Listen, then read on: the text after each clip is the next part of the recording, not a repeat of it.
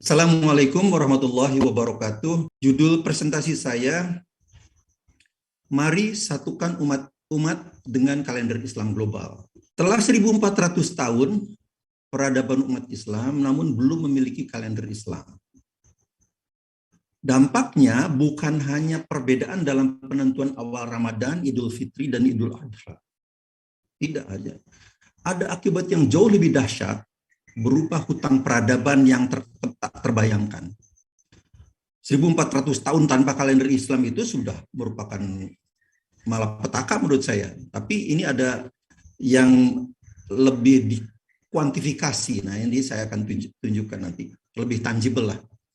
Umat Islam harus segera mengadopsi kalender Islam global untuk mengakhiri semua kebelut peradaban ini, karena hutang itu, ini betul-betul hutang peradaban, terus membengkak seiring dengan waktu dan meningkatnya aset umat Islam di seluruh dunia.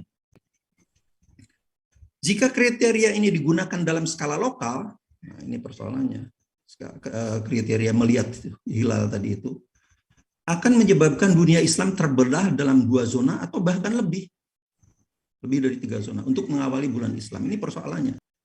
Harus diperhatikan juga kata ro'a muncul 328 kali dalam Al-Quran, hanya 25% yang berarti melihat dengan mata. Tapi banyak sekali, 75% yang lain berarti memahami, bukan melihat dengan mata. Contohnya, Alam taro kaifa fa'ala rabbuka bi ashabil fil. Tidakkah kamu tahu? Tahu di sini, taronya itu tidak berarti mungkin melihat, karena apa? Peristiwa ini ketika Abraha menyerang Ka'bah itu kira-kira 50 tahun yang lalu mungkin, sebelum kalau dihitung dari surat ini turun pada Nabi Muhammad.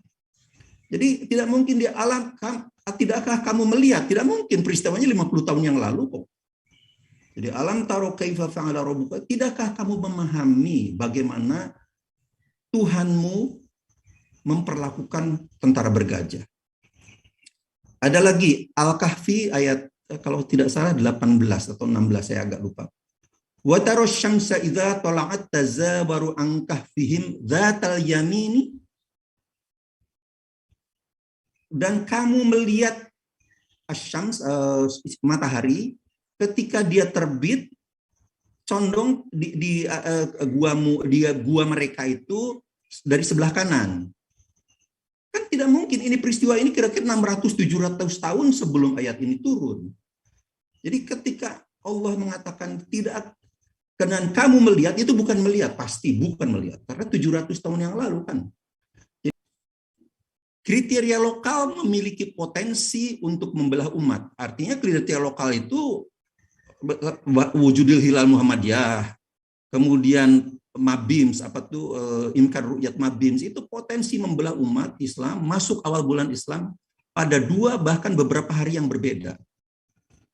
Nah, kriteria Mabims 364 ini telah terbukti blunder pada penerapan awal Ramadan, Syawal, dan Zulhijjah 1443 hari yang jalan. Kalau di Indonesia, regulator Kemenag pada saat yang bersamaan bertindak sebagai operator, bahkan sebagai judge, sebagai hakim.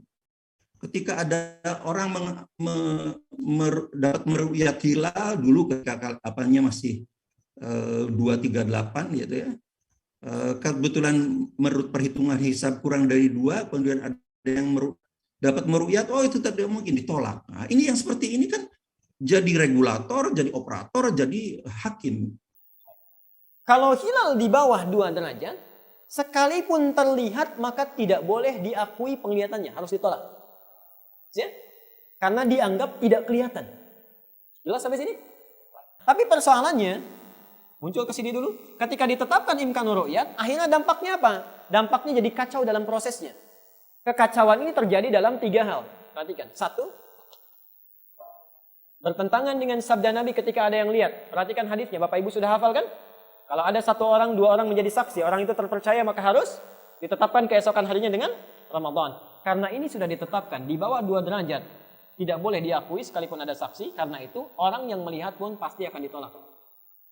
Yang kedua, terjadi inkonsistensi.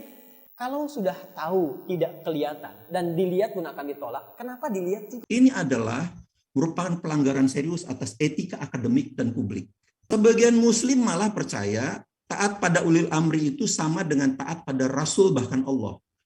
Ati'ullaha wa ati'ur rasul wa ulil amri minkum. Ini dipakai sebagai landasan bahwa taat ulil amri itu sama anunya.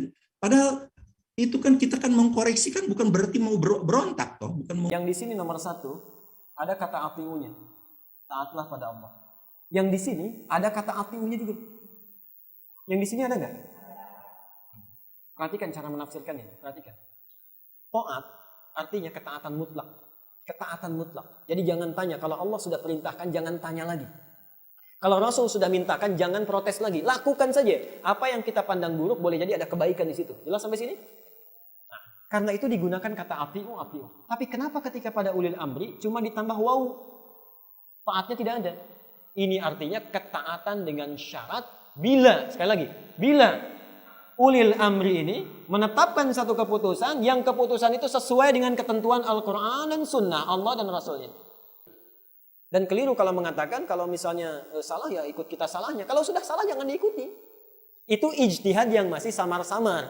Hukumnya ada itu boleh. Tapi kalau sudah keliru tidak boleh diikuti. Mau memerdekakan diri. Ini koreksi saja biasalah.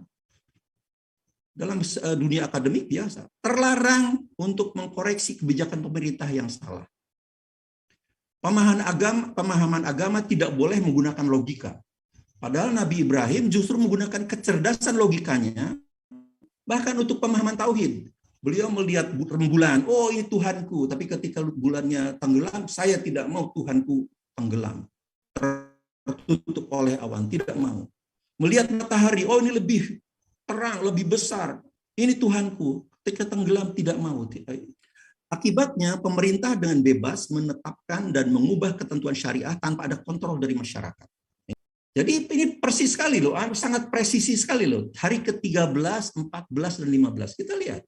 Kalau Jakarta, begitu juga. 98,7% kalau jam 9 Juli adalah satu Idul Adha. Kalau 10 Juli cuma 97,8%. 9 Juli Idul Adha 98,7%. Jadi inilah purnama, puncak purnama yang dinamakan hari-hari putih. Tapi kalau coba meleset satu hari, 10 Juli ya jadi 97,8%. Saja 3 orang menyampaikan pertanyaannya ya, nanti biar dirangkum jawabannya oleh Prof. Tono dan Prof. Thomas. Silakan Pak Agus S. Jamil. Allah mengingatkan penglihatanmu itu futur, lemah gitu. Lemah. Gitu. Karena lemah, maka kita pakai tool. Toolnya apa? Teleskop tadi. Itu udah diterima sama kalangan teman-teman kita pakai tools, pakai teleskop. Nah, lalu teleskop ternyata dia terhalang oleh awan. Terhalang oleh apa? Ada enggak teleskop yang bisa tembus awan? Yaitu apa? Edge detection. Edge detection itu ketika kita mempunyai kelemahan melihat sesuatu yang jauh. Nah, kenapa itu tidak dipakai saja ya di surat Mulk itu? Saya ingin mengutip ini satu yang ketika orang-orang itu celaka lalu masuk neraka gitu. Melaksanakan naudzubillah min dzalik, jangan sampai. Kenapa orang masuk neraka? Ternyata mereka menyesal. Wa qalu law kunna au naqilu ya, au nasma'u au naqilu gitu.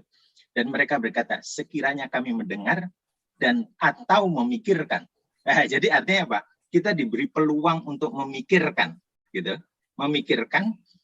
Ini orang yang disesali udah masuk neraka, aduh kenapa aku dulu nggak mendengarkan, aku nggak melihat, aku nggak memikirkan. Nah, ini sekarang kita sama-sama duduk supaya memikirkan. Terima kasih. Saya ada dari Sinung Baskoro. Saya kira memang saya setuju bahwa hilal dan ru'yat dan hisab itu tidak bisa setara. Hisab itu bisa menghitung gerhana bulan, gerhana matahari 100 tahun yang akan datang sampai berapa menitnya, berapa detiknya berlangsung itu bisa dihitung kok.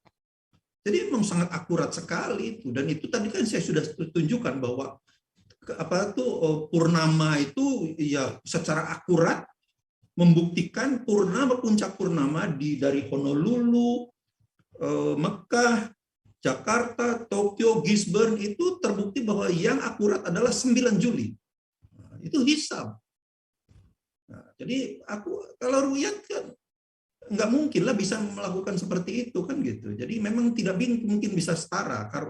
Ada anunya Gus Baha itu juga seperti itu. Beliau orang NU tapi saya ya hisab karena Saya pas setengah 6 orang-orang tanya, Gus nanti terawih ada enggak? Gak ngenteni pengumuman perintah, gak wong alim ngenteni pemerintah ngene wong. Aneh-aneh. Ini kata Imam Ghazali di kitab Ihya dijelaskan gini. Bagaimana Anda tidak percaya hisab? Hisab itu bahkan bisa menghitung lama gerhana berapa menit, lama gerhana sekian menit, dimulai 8-15 menit, selesai 20 menit. Wong ngitung menitan wae iso kok ngitung dina ora mbok percaya. hisab itu lebih tinggi karena dia bisa memprediksi sampai sampai sangat detail sekali. Kemudian Pak Agus Jamil, ini yang sebetulnya menurut saya kekeliruan besar MABIMS ini adalah ini. Tidak diverifikasi di beberapa tempat dengan berkali-kali. Nah, itu yang harusnya dilakukan. Dalam statistik itu ada yang dinamakan zero variance. Apa zero variance itu? Kalau kita mengukur berat badan kita, katakanlah tercatat tercatat 62 kg oleh si nurse ya, oleh perawat. Kemudian itu diberikan ke dokter, padahal badan saya kira-kira 80. Salah tulis atau salah baca 62 kg. Saya kan diberi obat yang kurang dosisnya kan gitu. Ya itulah sebabnya penting dilakukan verifikasi di beberapa tempat. Nah, kalau tadi diukur perlunya berat badan saya 1 kali, tapi diukur dengan 1 kali, itu namanya zero variance. Tidak ada kesalahan besar berapapun tidak akan bisa terdeteksi. Maka dari itu harus diukur sekali lagi. Sekali lagi ternyata dapatnya 81 loh. Tadi 62, sekarang 81. Something wrong with one of them. Pasti ada salah di yang lain, tapi belum tahu juga di mana itu yang salahnya, yang 62 atau yang 81. Cek yang ketiga dapat 80. Nah, berarti yang tadi 62 itu salah. Itu maksudnya. Ini yang tidak dilakukan oleh MABIMS. Jadi cuma diumprak-umpraknya pada tinggi hilal aja. Padahal ada faktor parameter-parameter yang lain harus bisa diukur. Misalnya tadi memverifikasi dengan bulan purnama. Itu kan sudah jelas hadisnya 13, 14, 15. Itu adalah untuk memverifikasi maksud saya. Jadi itu jangan terjebak dengan zero variance, sangat berbahaya sekali.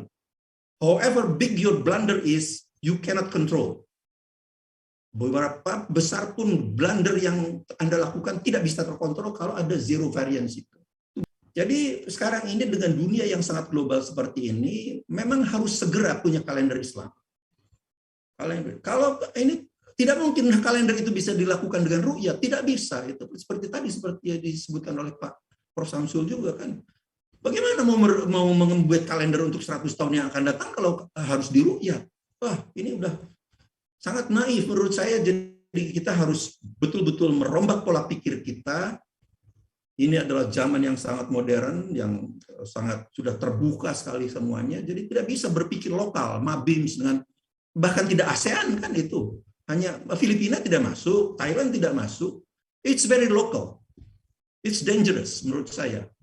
Jadi we have to have a unified global Islamic calendar, itu maksud saya. Terima kasih. Assalamualaikum.